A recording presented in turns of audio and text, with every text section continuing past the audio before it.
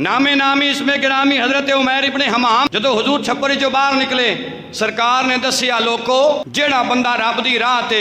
लड़दा लड़दा अपनी जान रब दी बारगाह च पेश करेगा अल्लाह उन्होंने यह मुकाम देवेगा, अल्लाह उन्होंने यह शान देवेगा, अल्लाह उन्होंने यह मुकाम देवेगा। अल्लाह अकबर। हज़रत उमैर इब्ने हमाम रदी अल्लाह तआला अन्हु उस वेले खजूरां पे खांदे सन। हज़रत उमैर इब्ने हमाम रदी अल्लाह तआला अन्हु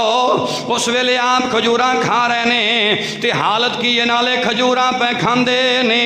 ते नाले आसमान वाले वेख कर कीती मौला अगर इतनी शान है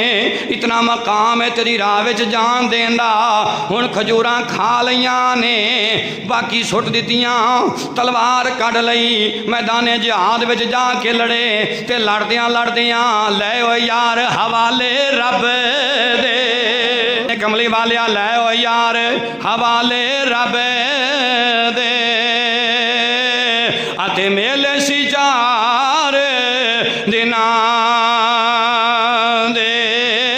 उस दिन ईद मुबारक हो सी अते जिस दिन फिर मिलांगे।